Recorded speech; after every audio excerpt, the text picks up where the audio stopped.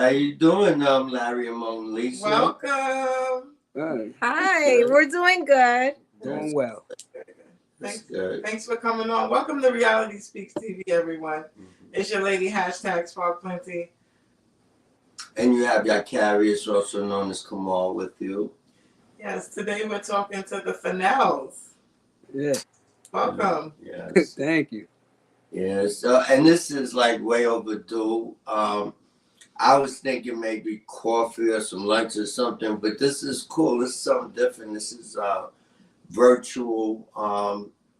And we get a chance to be in the comfort of our own homes, right, and chat, man. So, right. And it's nice. So what we're doing is something called the couples collaboration, where two couples collaborate and chat and kind of get to know each other a little more. But we're trying to pick what we're calling the power couples. Okay. And not just by statute, but by the struggle, by coping, and by standing the test of time, and getting above all the barriers that come up in relationships and marriages. We want to expose people to the couples beginning here, in Utica, Central New York, and maybe spread out. But so far, we haven't missed. We've had nothing but couples with some longevity that has some good things to say. So welcome to the show, man. Yeah. Thank you. It's an honor. Yes. We are Candid with Mona and Larry Fennell. Today we will share our secrets to success, discuss journeys together, and offer insights into maintaining a thriving relationship while pursuing their passions, from community advocacy to creatives. So let's get ready to get inspired by the stories of love, ambition, and of course, collaboration. Okay. Yeah. So how about the icebreaker? An icebreaker. Do you have one, or? That's a good question. I guess, no, I don't. I guess my question would be, you hear that? I have an icebreaker. Yeah, let's hear it. Okay. We'll use the one we use with the polls. How's that? That'll work. So, this is just an icebreaker question. Either one of you could go first. If you were a superhero, what would you use your superpower for when it comes to, just changing the world? You want to go first, Mo? You? Ladies first. A superhero power. Yes, a superpower. Healing. Ooh. Healing. Okay. If I had the power to heal people, I think that's what I would want. Very good. To heal people. Yeah. Come back to that. Yes. Wow, you know what's funny? That's the same thing I was thinking. I'm telling you, I was just like, healing. Again, I feel that if I did have powers, I would be able to heal people. And I think that it'd make it a better world, to where we'll see a better outcome.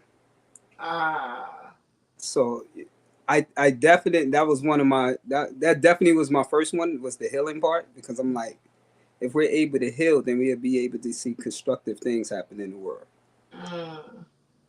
A lot of us are sick, right? Yeah. Pretty much. Got healed. Yeah, I like that.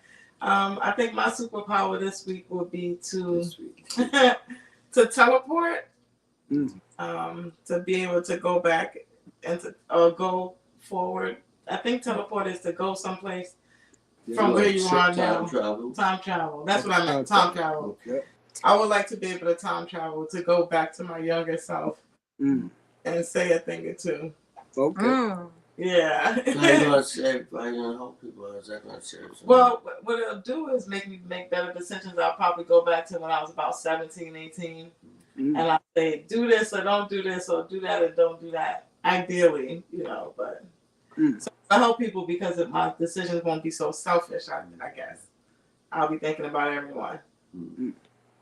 How about yourself? So if I had a superpower, I think I would use it just to fix the family structure and instill values and principles and just, have everybody believing in themselves, like not limit themselves inside of boxes, like I can't make no money in this $12,000 or I can't do no better than being on DSS and they don't see it as a temporary step. They see it's the the end of all, and I would just try to encourage people to think bigger and get the family structure together. This is what it's about. This is like a drop in the bucket. Hopefully we expose people, encourage some couples that might be on the line, on the line of breaking up, and maybe we can say a thing that will encourage them to see it through, including, we're learning, we're a very young couple.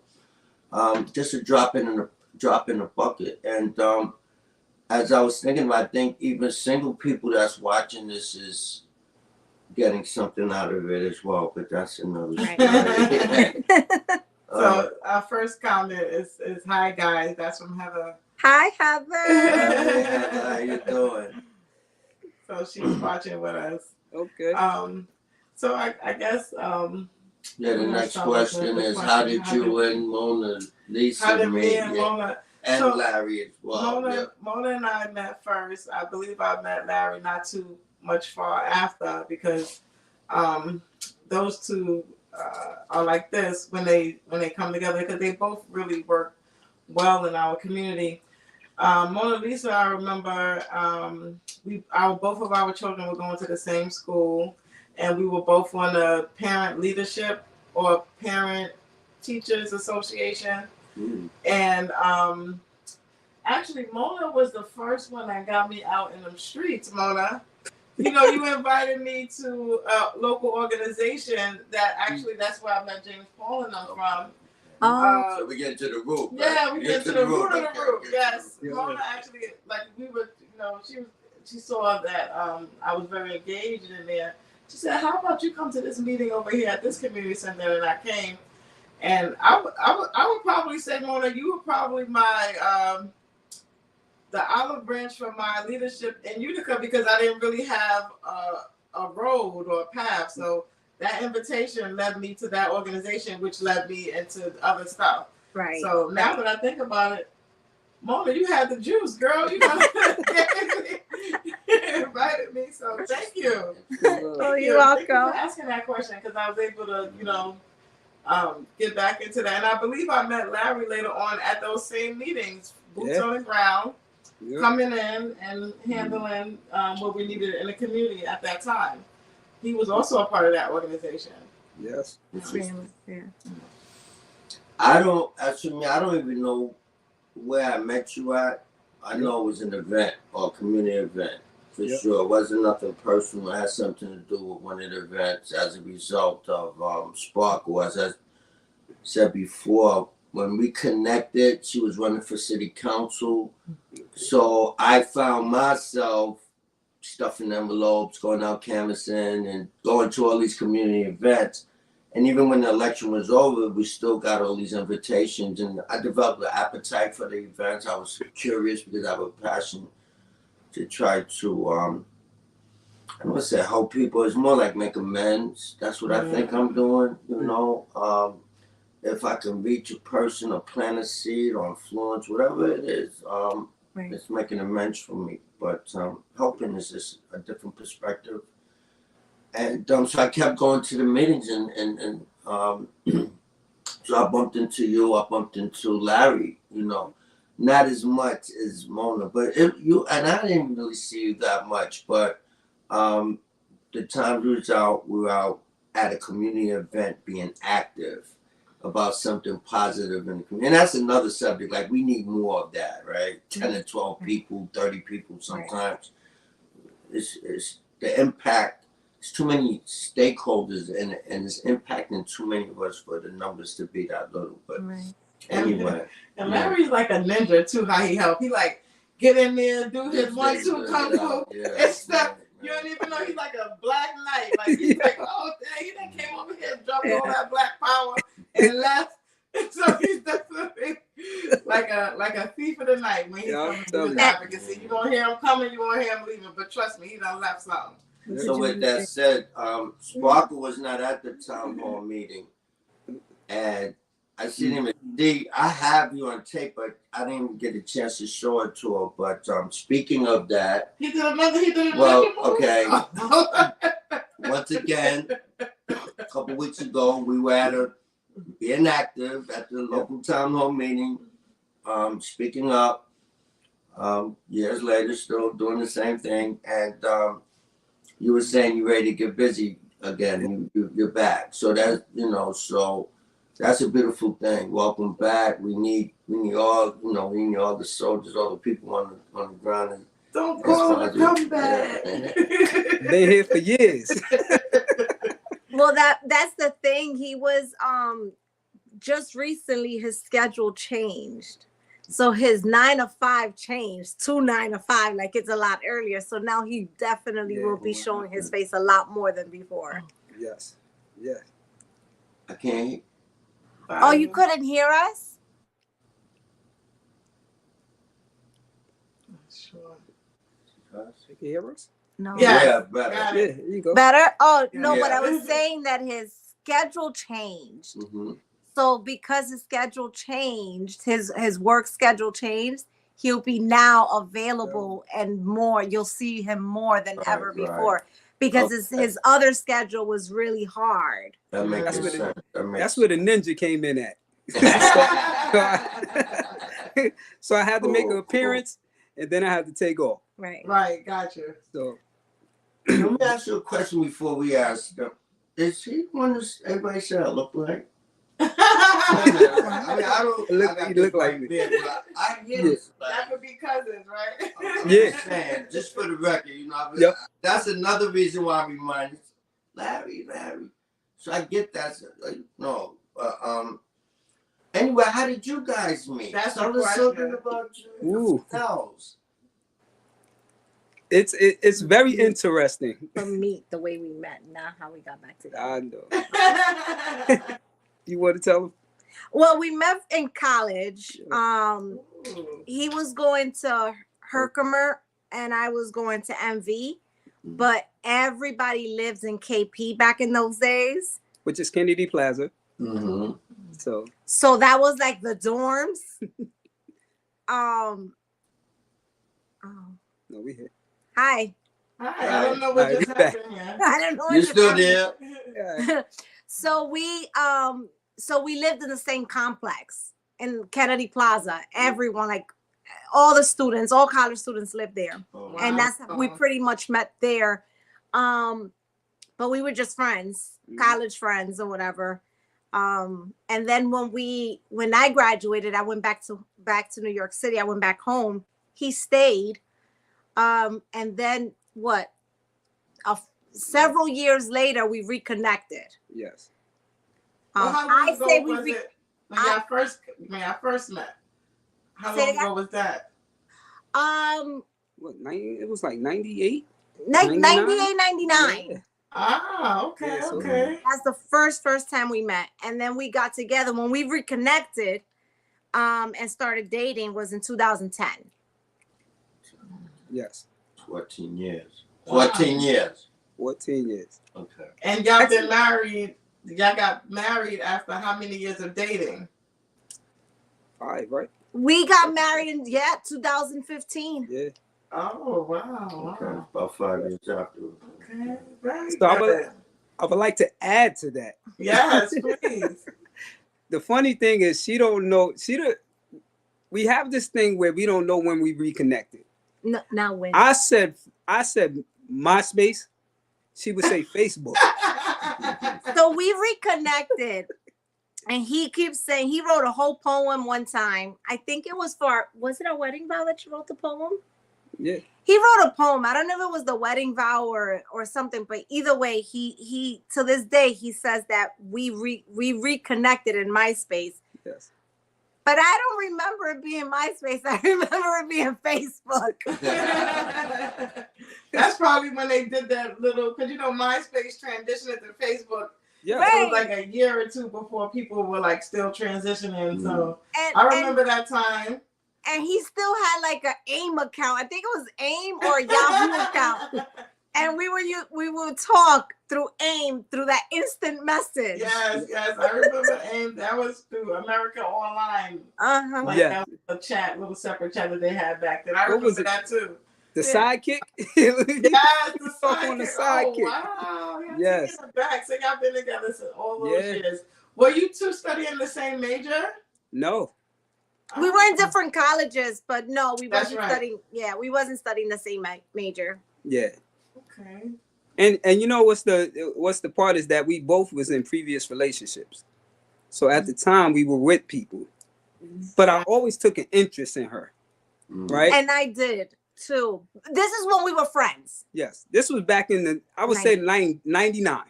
About 98, 99. During that time, obviously we were in our own relationships, things like that. And I had an interest in her because it was just something about her. She, like you see her now, like out, very sociable.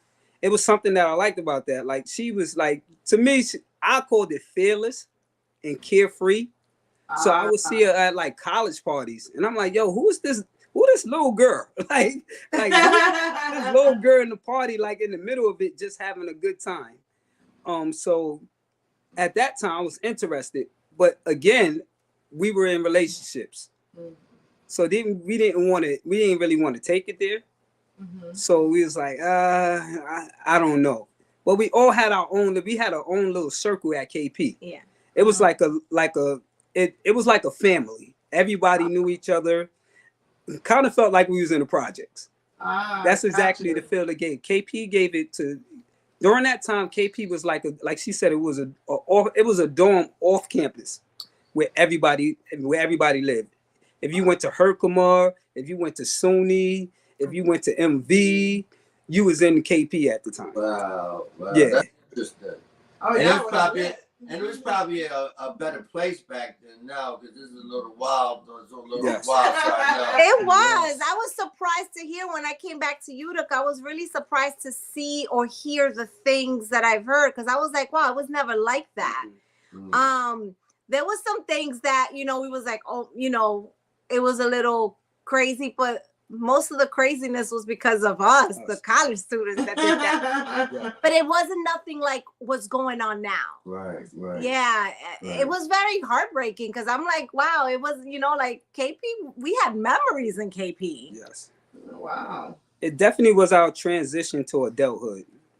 Coming from where we come from, having our own apartments, things of that nature. It was like, yo, we was doing our thing at 19, 20. And management worked with us. Management, like if we didn't have our rent, like if management knew that our financial aid was gonna kick in, and they would hold, like we didn't have to pay until our financial aid kicked in. And he was like, don't worry about it, just pay me when your money comes in. and he also held down the apartment in the summertime. So like when we would go home, we would just have to pay like a small fee, just so that we can keep our stuff in the apartment, and we didn't have to pay the full rent. Wow. Yeah. So let me ask you a question, Larry. Are you from Utica originally, or are you from the city too? No, yeah, I'm from city. Actually, I'm from Brooklyn. Oh, really? Where in Brooklyn? Best-Stuy. Okay. So we all from the city once again. Yes. Yeah. Okay, we all from the city. I'm from Brownsville. She's from Canarsie. Okay, look at that. Yeah. She's from Washington Heights. Oh, okay. Wow. So you guys didn't meet in the city. Y'all didn't meet until y'all came. That's interesting. Yes. Come on. We from the same city, but it took upstate for us to actually join forces. Exactly. Wow. All right. And she kind of thinks like we migrate, like you can spot people without knowing it. That's when you see, you just kind of migrate towards them because of the energy. So, we different. Yeah. So this is the thing, and I'm happy that you bring that up, because like again, when we came up here in the 90s, you could definitely tell who was from Utica, who was probably from Syracuse, who was from Rochester, things like that. You could tell people You from can Rochester. tell the difference. So it's not like social media like now. Like everyone could look the same. During that time, you stood out. Like they would know it. Yo, he's from Brooklyn, or nah, he's from Uptown. Nah, they from Queens or the Bronx. You was able to distinguish. You was able to distinguish that through language and also the way you dressed. So it's unique that now when we look back at it, you really can't tell the difference unless you ask those questions. Like for the simple fact of what you just said. Oh, are you from Brooklyn? You know, but during that time, you'd have said right off the bat, yo, yeah, he from Brownsville, or yo, she from Washington Heights, Uptown, or yo, yeah, she from Canarsie, or he's from Bed-Stuy. So yes, it's the culture. It's crazy how the culture, like you said, with the migration, the culture is just totally different up here.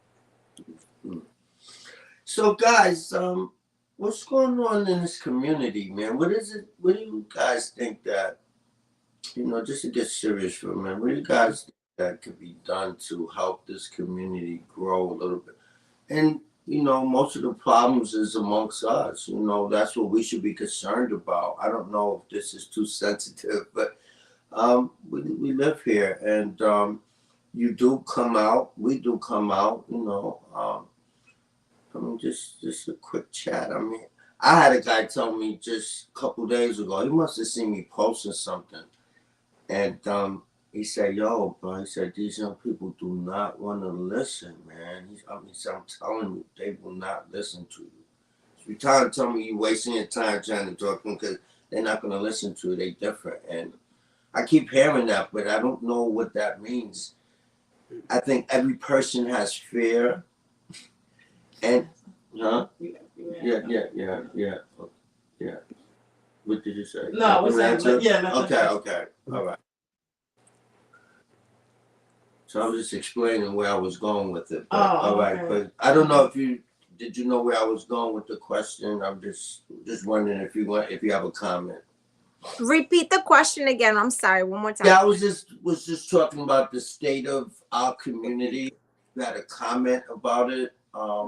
Anything that you want to express about it? If not, we could switch to something else. I was just came to mind. Go ahead, Mo. Because I'm just getting back into it. So, I personally, so specifically about our community, because I know that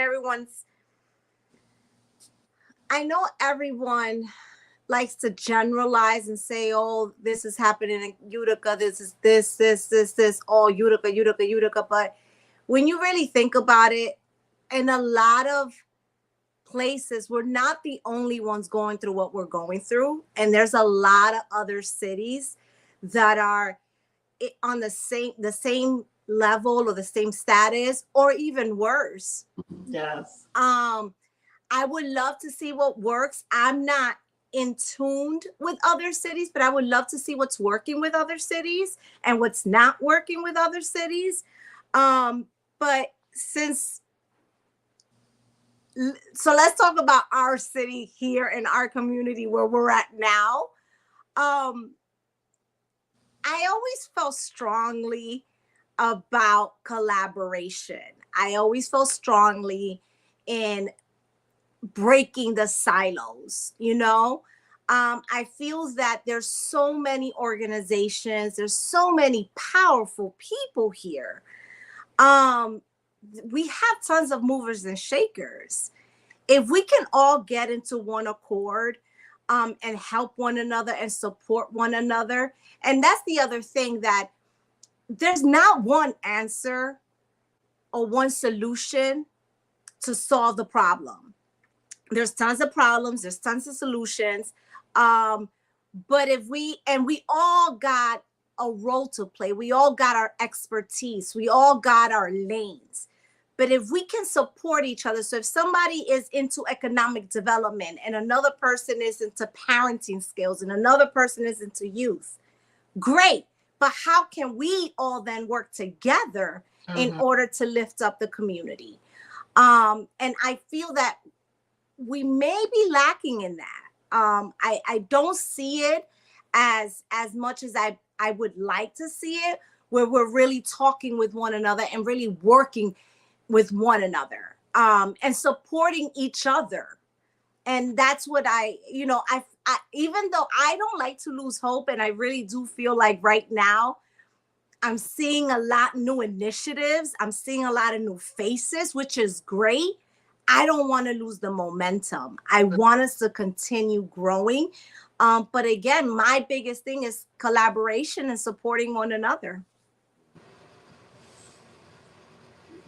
And Mona, Heather says, yes, Mona.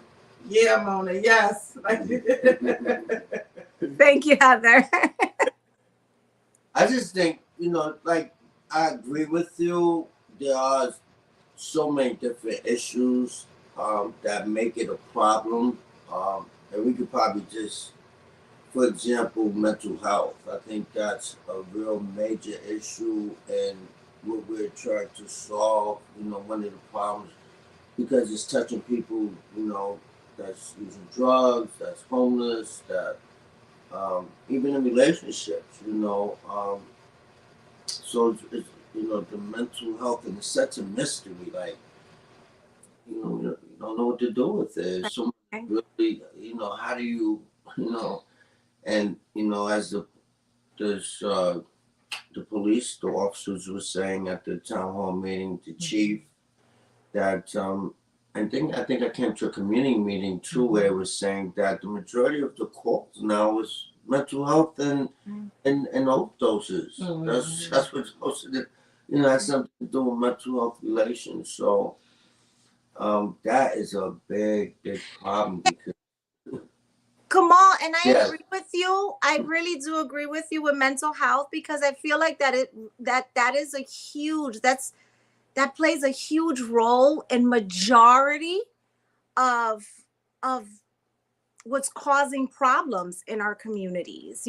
That's huge, with the amount of individuals, whether they're older, whether they're younger, the amount of individuals that are going undiagnosed, or whether it's because they don't want to, or maybe they don't have the resources to get diagnosed. And even if they do get diagnosed, then the lack of information, or the lack of knowledge about getting the help you need, the stigma that goes along when you're diagnosed. So it's just so many barriers that I feel that holds us back from really thriving, but I think that the root of it, I absolutely agree with you. Majority, it goes down to mental health, and people don't really see anxiety is part of mental health. The amount of how common is anxiety amongst people? PTSD. Let's talk about PTSD. The amount of trauma that people go through, we don't talk about that. And so there's just so many different things that, again, I absolutely agree with Kamal, with mental health being one of the biggest issues, the root of the issue. And the thing about drugs is, like, I still drive around and look at people because I have that history, and it's like a matrix, right? It's like you're stuck in this alternate universe where the only thing that matters is how you're going to get this drug, right? At all costs. So you're ready to give up where you live, you're ready to give up your health, you're ready to give up your food. That's the number one priority. And then as a result of that, you start losing stuff. It doesn't matter because you're in this alternate universe. It doesn't matter because the only thing that's important is this drug, not anything else that matters to usually other people and well-being. This is very interesting that our mind can go in that direction, but I don't know. So I wanted to because you guys are talking about this so wholeheartedly, and Larry and I are being introspective about it, we're listening. I want to know, how does this local trauma affect our relationship, if it does? What it's not affecting us, because sometimes, when people are going through stuff around us, we're not necessarily going through it personally, but it still has an effect on us because we're members of the community. We care about ourselves. We care about the community. how do you handle trauma around you? I guess not within your relationship, but what does it look like to you two? If that makes any sense. It does make sense. What I could say through my experience and me working in the mental health field, that watching and just observing people go through, especially because again with the trauma I've been dealing with this all my life. And that's one thing that as a black man, you're always told that, wear your heart on your shoulder or things of that nature. Mm-hmm. And it gets to a point where, it's so hard that sometimes you don't know how to handle that.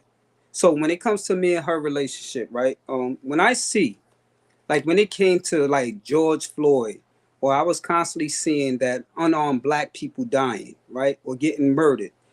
And these people was getting away with immunity. It bothered me. And I'm telling you, to the point where I used to come to Mona with extreme anger. Mm-hmm. Like, yo, why aren't they protecting us? And I've always took it as, everyone else thinks that, there's always an excuse for the way that they're killing black men and even women. Because when I seen it with Sandra Bland, it's like, yo, this is real, So me and her used to get it. Me and her used to not see eye to eye with it because we didn't have the understanding of each other's culture. I will always say that, and I'll bring that up because I didn't think that she could understand how the black culture had to deal with things and how it's constantly on us. Mm-hmm. And I used to bring up examples. The examples would be, do they do this in your culture? Do you hear them saying black on black violence in your culture? We don't hear Hispanic on Hispanic, but it happens, right? We don't hear Asian on Asian crime, but it's black on black crime, right? So you telling us that the only culture that goes through this is the black culture? That didn't make sense to me. So I used to always get bothered by that because that was my main thing was that, yo, we have to pay attention to the black culture, especially in our neighborhoods. Like with this neighborhood right now, like I've always said this, that it has a lot to do with, we have different cultures here. People fail to realize that. We have many cultures here that come from many backgrounds. Mm-hmm. So I've say this all the time, is that when you coming from a third world country, right? What about that trauma? So if someone was to come to you, you're going to get into survival mode if you feel threatened, right? So we see that in our culture because we don't understand each other's culture. Because the only thing that we know is that, yo, you're coming at me a certain way. Why are you coming at me like that? And I think that's the biggest thing, is that we have to pay attention to the cultures that's here in Utica. Because we're not paying attention. If we look at, everybody got their own culture, they doing their own thing. The Bosnians do their thing, the Dominicans do their thing, the Asians or the Cambodians do their thing. Yeah, you will have individuals that would do things with us, but it's not collective.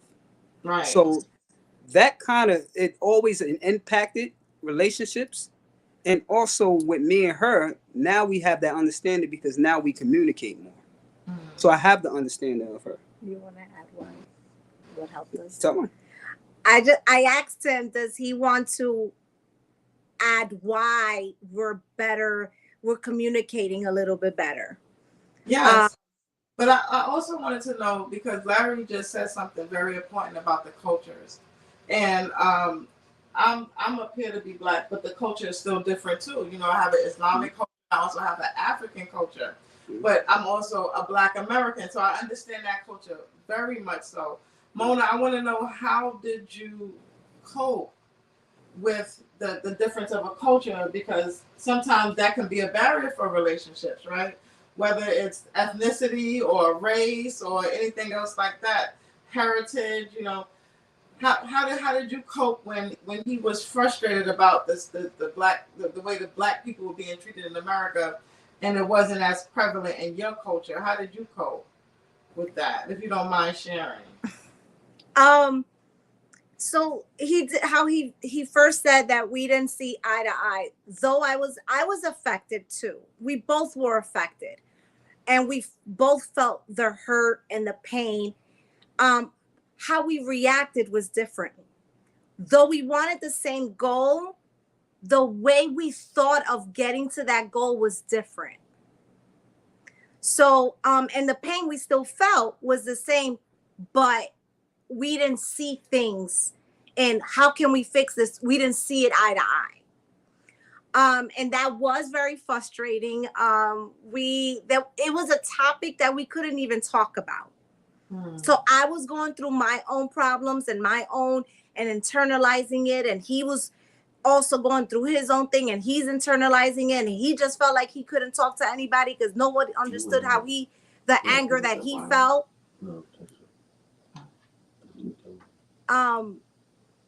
And can't hear you guys. Can you hear us now? Can you hear us now? No. No. I think ours is good. You hear us? I don't know. You got us? Maybe you could try leaving and coming back. I'm not sure. You can hear us now? No. Still not?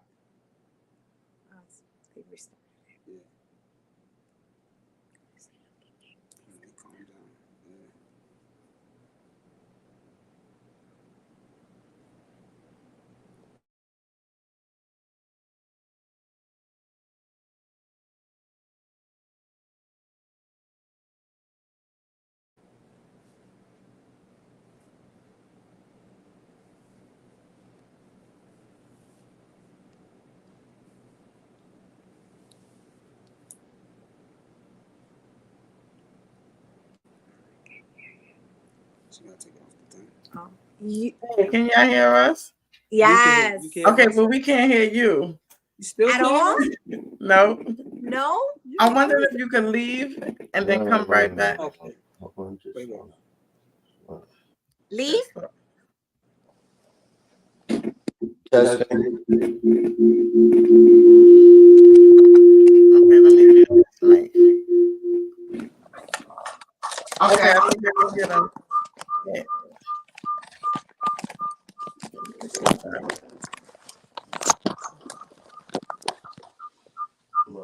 Here? Okay, there we go. You can hear us? Yes, we can. Okay. All right, let me mute this mic. But we're getting a feedback from you. Okay. Okay. Now no. But you're not Sorry on about camera. that, guys. That's okay. Are you okay? Because you're not on camera. All right. Oh wait. You got it? Yeah, let me just hit the camera here. Okay. There we go. There we go. There you go. Now, can you still hear us? Yes, we can still hear you. Okay, perfect. I don't know where I left off. I don't know what you last heard. Yeah, I don't remember either. I don't even remember what I asked you. How do we expand it? That's it. Yeah, Your experience. How do we technical difficulties, everybody. It's okay. Yes. Yeah. So you pretty much asked like, how did I cope? How did we cope?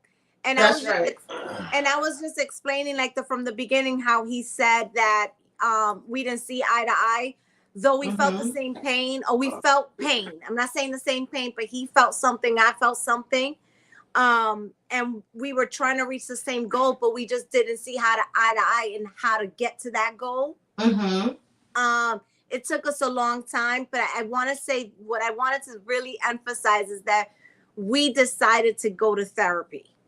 And together we have been in therapy over a year. Maybe 2 going on 2? No. Yeah, it's going on 2. It's going about 2 years. Wow. And it's been very, very instrumental for the both of us. It's helped us communicate because we love each other. And we may disagree on a lot of different things, but our values are still the same, you know? And the love that we have for one another should not invalidate what we're trying to do. So it's really helping us in trying to move forward. And I think that plays a big role in how we communicate, how we talk to one another, how we listen to one another and understand each other. So it's not like I'm trying to get my point across and he's trying to get his point across and I'm just not listening. I'm listening and fully trying to understand him as he does with me as well. Wow. That's really, thank you guys for being really transparent about that, because therapy is an option that a lot of us don't utilize. You know, it can help. It can be, like you said, it can improve communication. And wow, that's so. Do you have the same feelings about therapy, Larry? Like it's been very helpful and Yes, you know, embrace it, because Black people with therapy, right? I was gonna say that. So that stigma of not going to, you know, not wanting therapy. So to go back to the therapy thing, because I think it's very important, it definitely saved our marriage. And the reason why I say it saved our marriage, because at the beginning we had a lot of problems. And it was to the point where we was like, I don't know if we want to deal with this. So I got the ultimatum. She was like, you have to go to therapy. And I'm like, I ain't going to no therapy. You know what? I'll go.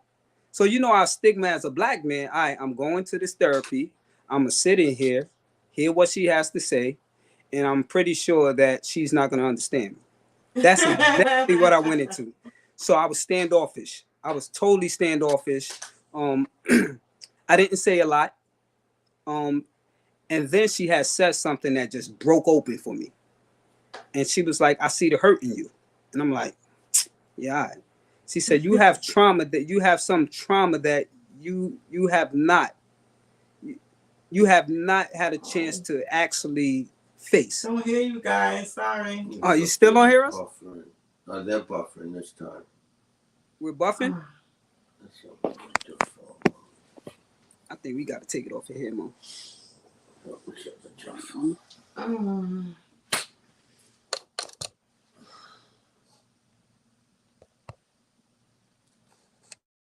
Because our what's the name is it's kind of off. Internet. Yeah. We're still up.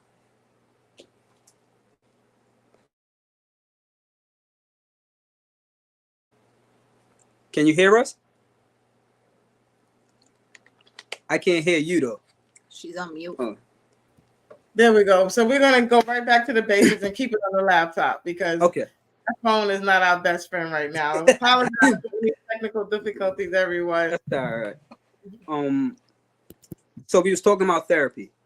Yes. And when I went to this lady, and it was in Clinton, and we was in there, and me and her was going through our stuff. I went in there with the frustration, like I can't believe I'm here talking. And I'm being honest with you, that she hit a nerve to where she said, I think that you have some childhood trauma that you haven't faced yet. And I kind of broke down like, oh, this is crazy, because then I started thinking like, yo, it's some things that I don't talk about or I don't touch. And I remember her saying like, I need to have a one-on-one with you. And I'm like, all right, I'll try it. You know what I mean? For my marriage, I'll do it. So I wound up going to this one-on-one, and this one-on-one meeting targeted the childhood trauma that I was going through that caused me to act a certain way with people and in my marriage. And one of the things was the fact that and I'm gonna get real with y'all, is that I wasn't raised by my mother. So my father raised me. So I had this trauma to where I had this, not hatred towards my mother, I just had this hopelessness, like how? And then how could a mother leave her son like that, to where I'm around people that have their mothers. So every time I see Mother's Day, you know, everybody talking about they giving this stuff to their mother, and I don't have a mother. I have a father. So when it comes to Father's Day, I see people not talking about their fathers. So I'll get upset and be like, yo, I got a father. Why isn't this not the thing? And that's when I was like, oh, this is what it is. This is what's causing me to act the way that I'm acting in all relationships, and especially with a woman, because I didn't have that nurturing from a woman. So I didn't know how I thought I knew how because I would get tips from my father, but I really didn't know how. And that's when I was like, this therapy can be very impactful in your life and positive in your life.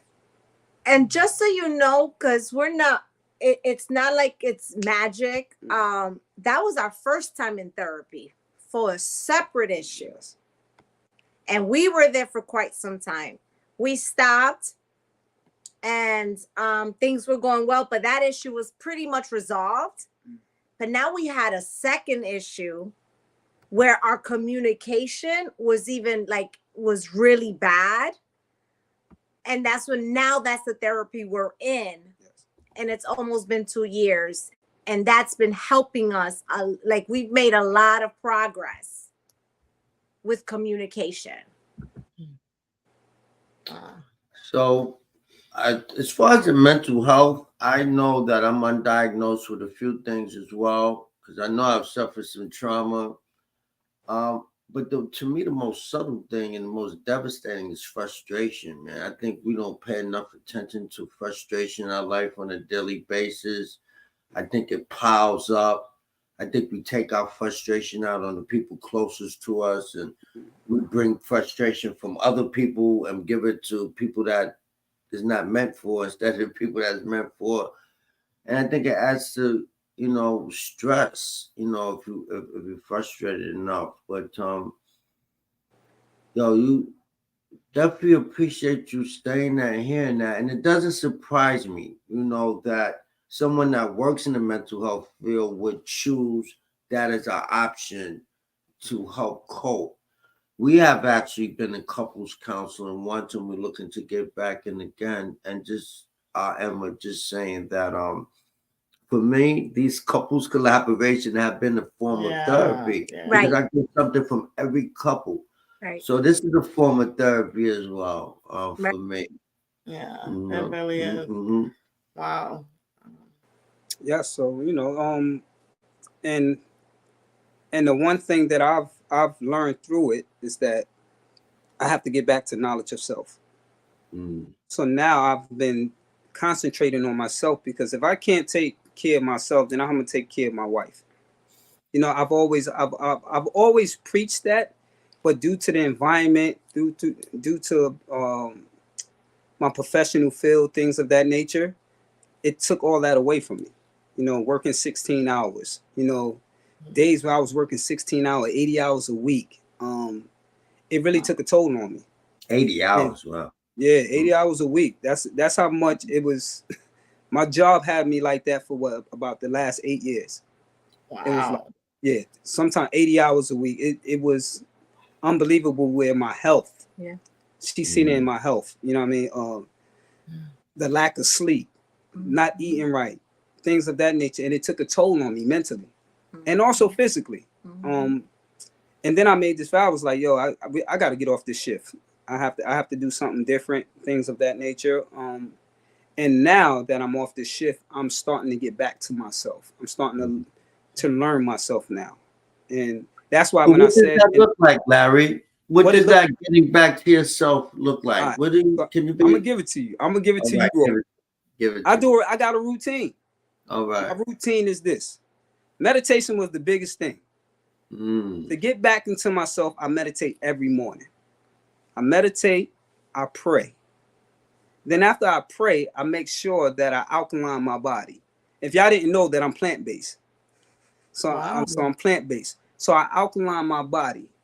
And after I alkaline my body, I'll go into stretching and things of that nature.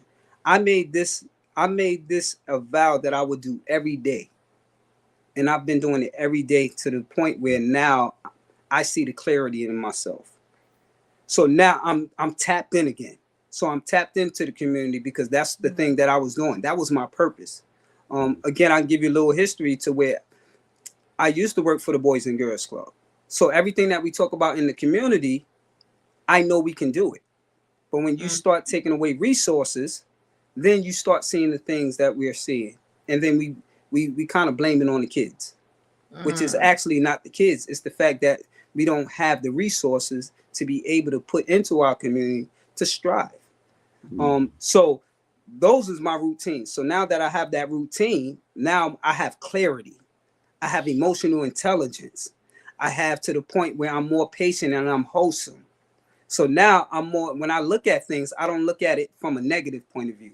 I look at it more from now a positive point of view, because now everything to me is manifestation. So if I'm manifesting it, then I'm gonna be able to bring it out into the light, and people's gonna feel that energy. So that's the way that I cope with it, and this is what I'm bringing. And I noticed that even at work, like the energy that I bring, coworkers were like, "Whoa, Fennell, y'all feel that, yo," And I say, "Yo, yeah, man. I mean, sometimes you just gotta tap in, man." So those are ways that I deal with it. Wow. That's actually left me speechless. But what I just want to say something. You said you were plant-based, right? Yes. Now, I'm thinking about plant-based because of health issues. Mm-hmm. Mona, are you also plant-based? And if not, what does that look like in the kitchen or when it's time to go out to eat in public? Vegan. That means you're a vegan, right? Straight vegan. Let's be clear in case people don't know what plant-based is. That means it's a vegan. It doesn't eat any meat, nothing, any animals or animal byproducts. So let me tell you the difference. The reason why I don't call myself a vegan. Okay. A vegan sometimes could be extreme. Okay. So that means that they don't wear leather. They don't touch anything with animals. Okay, copy, right. So that's why I consider it now plant-based. Because more so it comes from the health part of it. Okay. I still wear leather and things of that nature. I would do that. So that's why I try to separate the two from vegan and plant-based. Okay. So that people, because some people get to the extreme with it.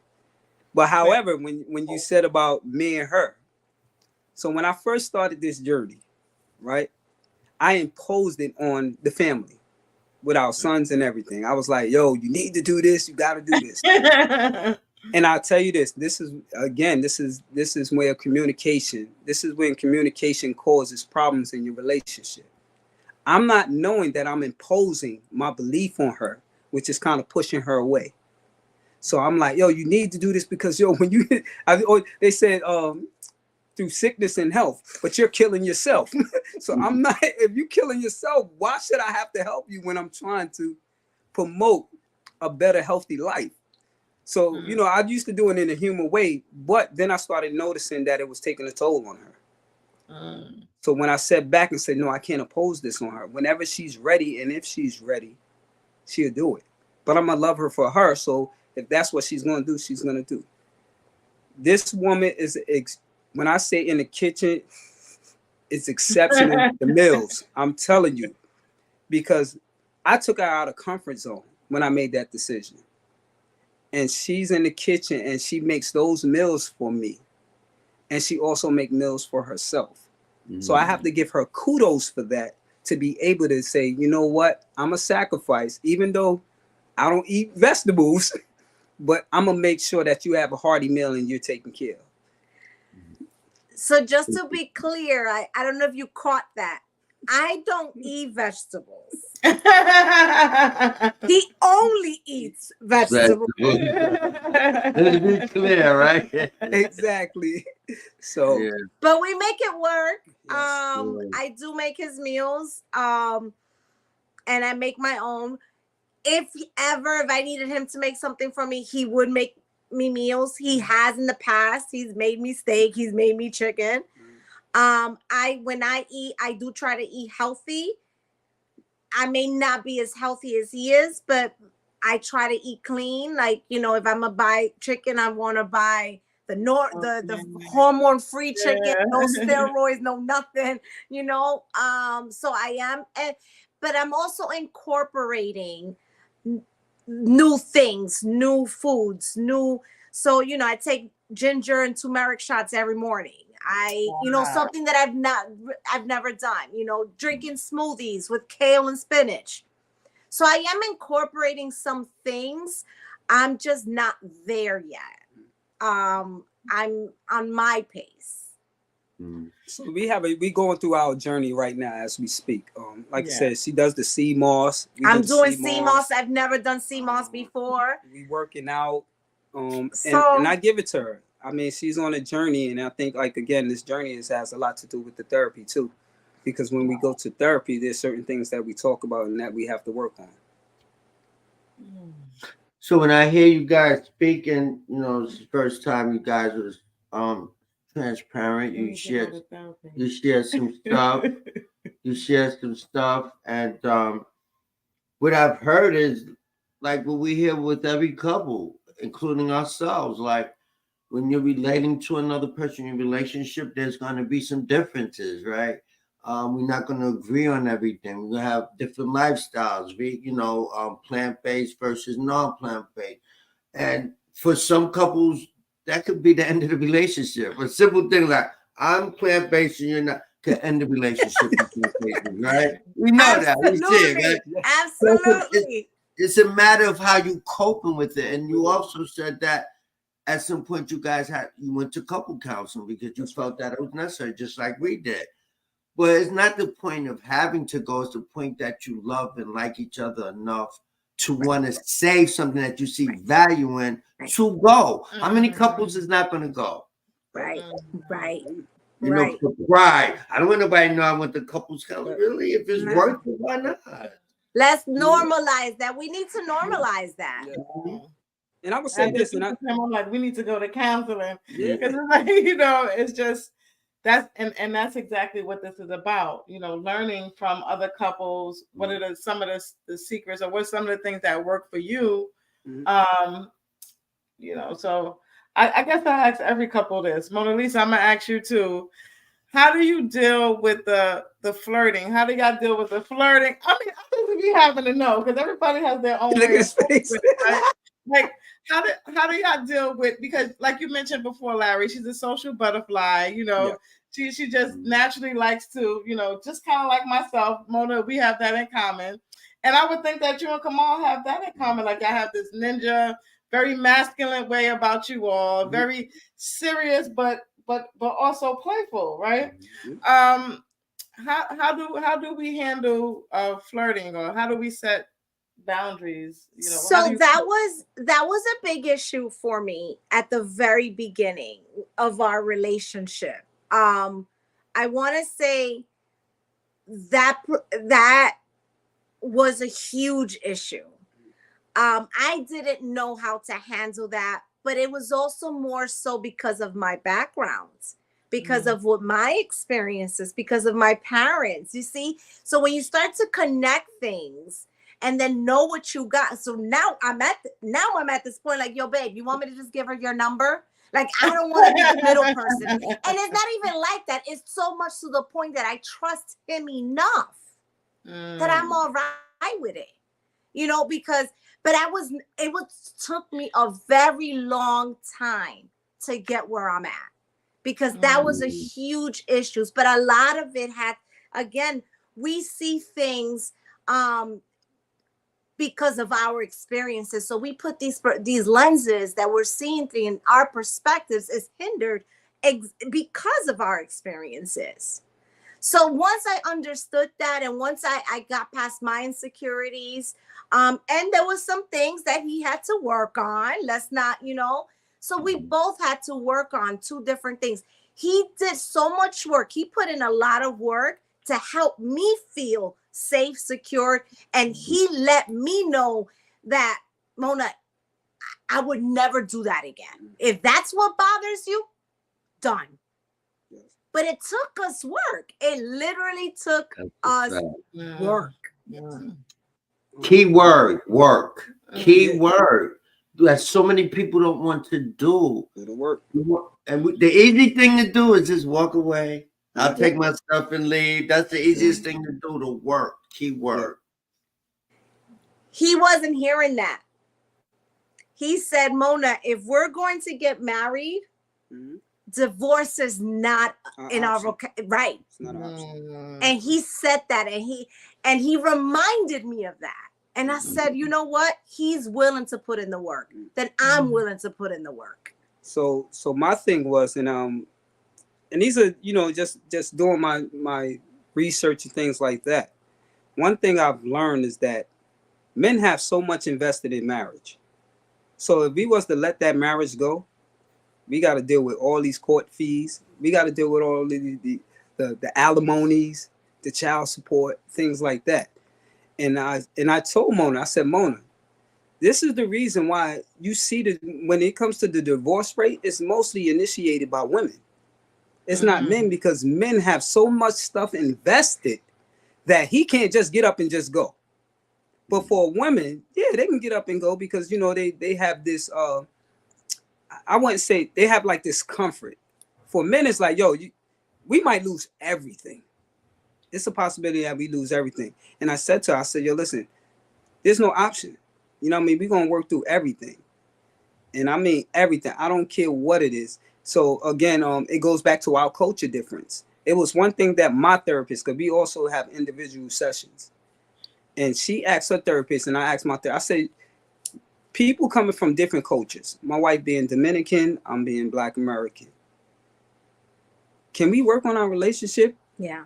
And I remember the therapist said, yeah, your cultural differences has nothing to do with your marriage. Right. And that's when I said, because it got to the point where I'm like, yo, our cultural differences is just, this is out of the world, man. I can't take it. And when my therapist said, yes, you can work through that, but you have to have grace. Yeah. And I was like, you know what? You right. Yeah. And once I stepped into that, and I noticed that one thing I learned about Mona, she loves the Black culture. I can't take nothing from her, because one thing that if anyone knows Mona, when she's in that community, she's all for the people. That's a fact. Because she's individually, she's intact with us. And that's when I said, this is why I love her too, because no matter what, her heart is with those that are oppressed.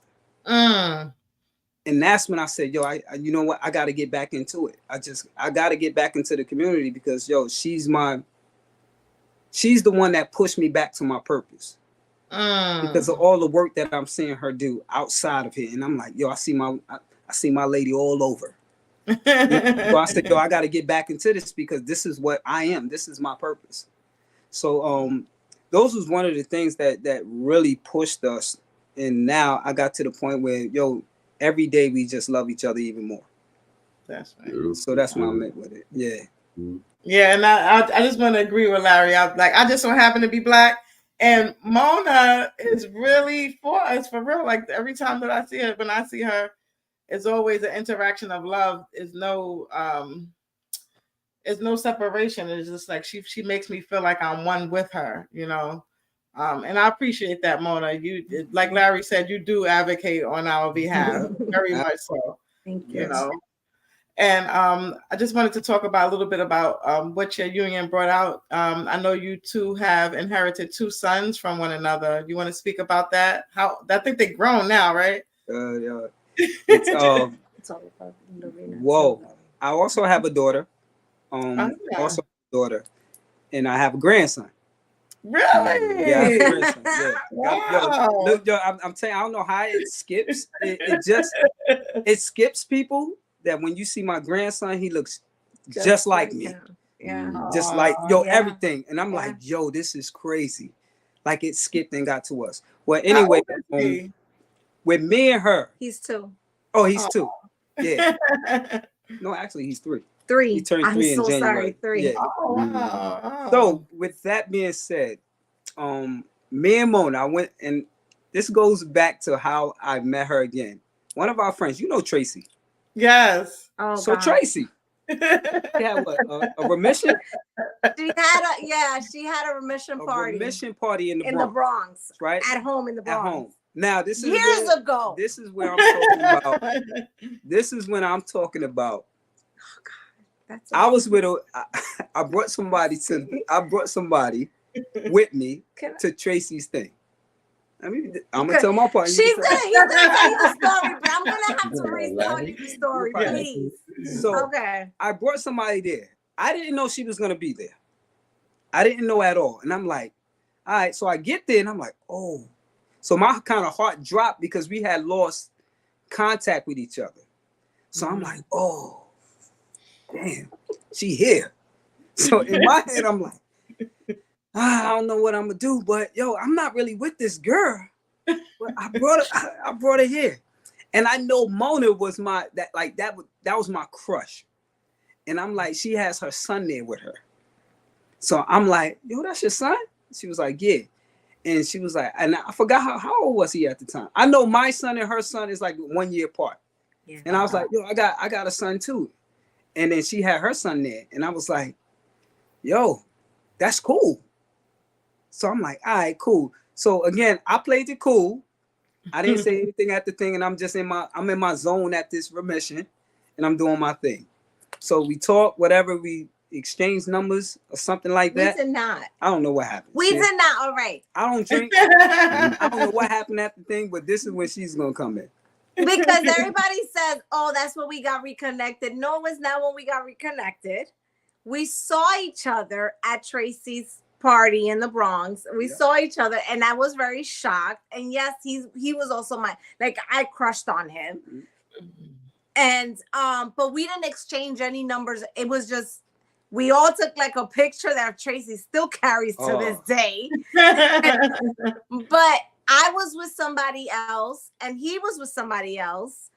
Like he said, he brought her to the, to the party. So it was nothing. But again, we got reconnected either via he reached out to me on he says MySpace, but I say Facebook. He must have seen a post or something, and he reached out to me, and then we started talking. It was after that, but it was some time after that. Yes. Mm-hmm. So we started talking, and then me and my son and her son got a chance to meet each other. Oh yeah. And when I say that the connection was there, the vibration and the frequency was there. And I'm like, yo, you can't ask for anything better. Confirmation. It was a blessing because they became best friends. Best friends. Mm-hmm. Until this day. Yes. They're like this. They like this. And wow. And one thing I would say, because I always said bonus, I would never call any child a stepchild. Yeah. I always say my bonus son or my bonus daughter. Mm-hmm. And one thing that I've learned through that whole thing is that the importance of being that bonus father or being that bonus mother. And one thing that also worked and impacted that relationship is that her son's father, my son's mother, we had an agreement and we had a relationship to where it was no problems at all. I mean, at all. She get along with my son's mother. I get along with her son's father. And the family. We do things together. There's no issues at all. And that definitely helped the relationship and our relationship also. Because you normally don't hear that. You hear more so that, that this person doesn't like this person because you're with this person. But the divine, the way this happened and the way God put that together was just unbelievable. When we say blended family, we take it to the next level. Wow. We are at my son's father's family's gatherings, breaking bread with them, and vice versa. Facts. We at his son's mother family's gatherings and just hanging out, and like it's really like we took it to the next level. But the bottom line is that we are all in agreement that our kids need to see us get along.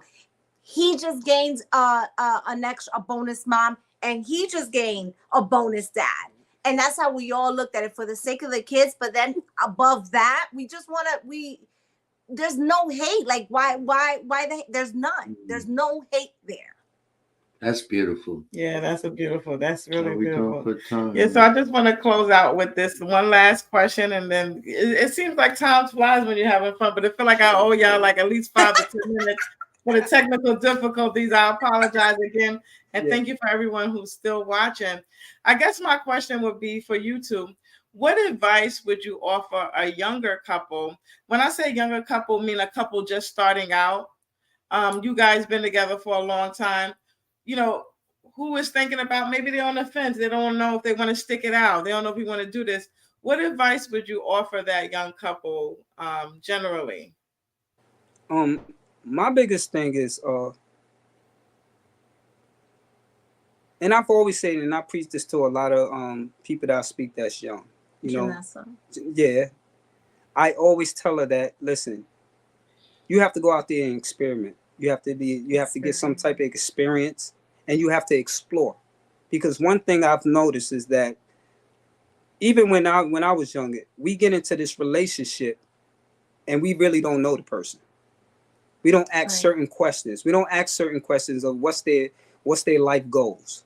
You know, what are they goals when it comes to raising kids? What is your professional goals? You know, what is your dislikes? What is your likes? What's your strengths? What's your weaknesses? And one thing I always tell anyone is that sometimes when you get in a relationship, you don't have to stay in that relationship all the time, but you have to be honest when you're having these relationships, because if you know that you're not ready to commit to somebody, you need to let that person know that you're not ready to commit.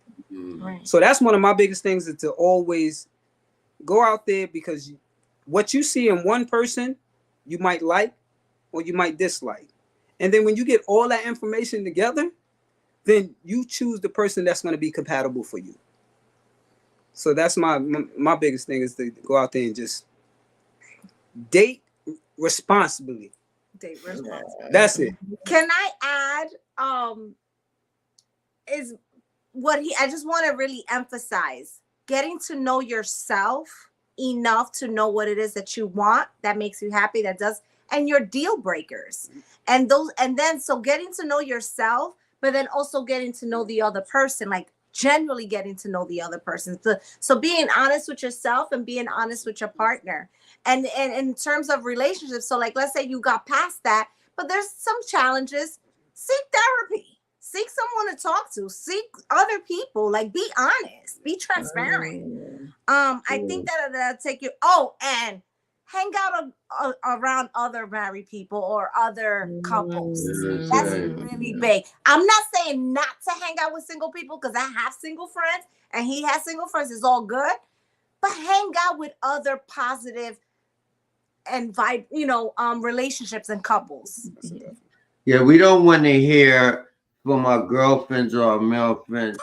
When you go and lean on them for a little advice, like you going through something, oh, he ain't no good for you anyway. Not that you should come hang out. They're not trying to encourage you. It's like that. They're not going to give you a positive thought. They happy that it's failing, so now they got somebody to hang out with. They just need a friend. They lonely. They looking for a friend. They happy you're not getting along. Right. So, yeah, you definitely have to make sure that it's other couples that's going to encourage you to do the right thing, that's positive influences. I agree.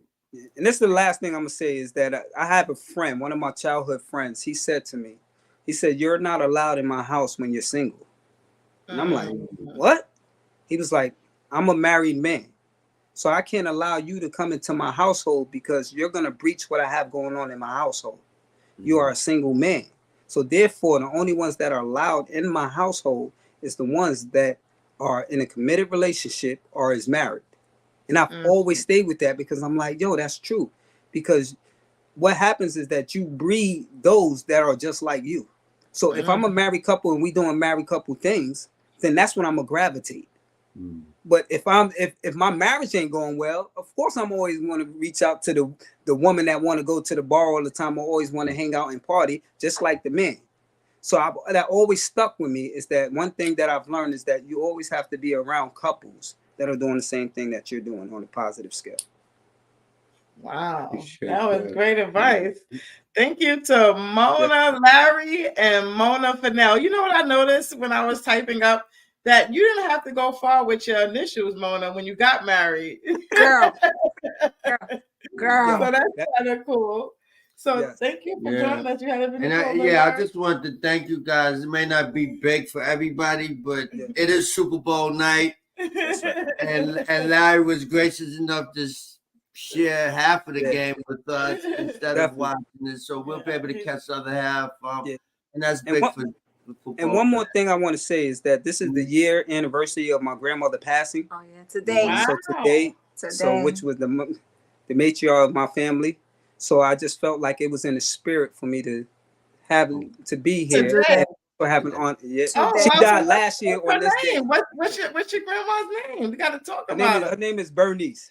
Bernice. Bernice. Yeah, Wow. Welcome, Bernice. Bernice. So We welcome you to our space. yeah, Okay. so I definitely, you know, Wonderful. it's. I didn't know about that until I was like, oh, today is my grandmother's anniversary, which is the matriarch Wow. family, and Wow. it's a blessing because I felt like her spirit was in me.